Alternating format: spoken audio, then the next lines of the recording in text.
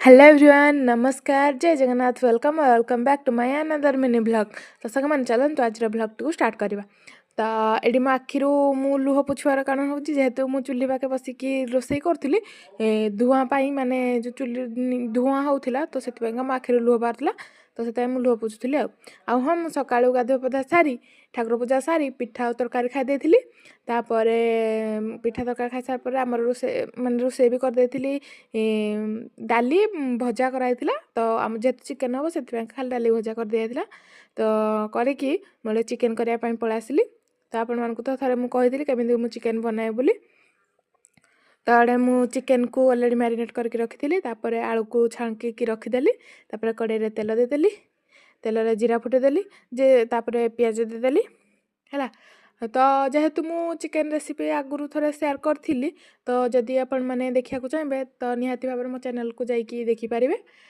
तो आज मुझे खाली सेमती सर्ट कहीदे केमी कौन तैयारी करी चिकेन।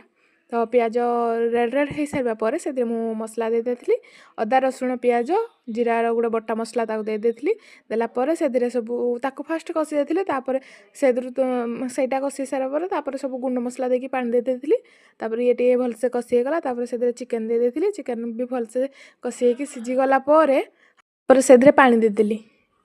तो पानी फुटीगला चिकेन भी अब रेडी गला देखते चिकेन आम के टेम्पटिंग देखा बढ़िया देखा ना। तो आपन चिकेन खाइबा इच्छा हे तो मो पाक पलि आसबे मुझे चिकेन करके खाइबा देदेवी है।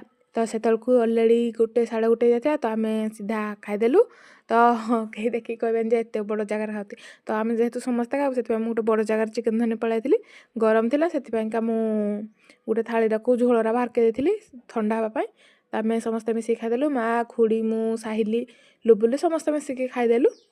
तो देखो चिकेन आ हाँ चिकेन खाई समस्ते कहले भल बोली। तो आम खाई सारा पर रेस्ट नहीं जाइलु संध्या बेले चा करके समस्त को चा पी देलु मो जाक सिमई खीरी बनाऊली। तो मजा जेहेतु रात सिमई खाइबे तो मुझे सिमई बनईकी नहीं देदेली तो मोर सिमई हो गला नहीं खाइबा देदेली खाइबा देदेली। आम जेहेतु पिठा कराई पूर्व दिन तो पिठो रही जाता तो आम समस्ते पिठा खाईदेलु रात की पिठा और जो चिकेन रही जाता तो पिठा चिकेन आम खाईदेलु एटा मो गुड़ को बाढ़ी दौर से खाइब तो आम अच्छे आम खाइबू।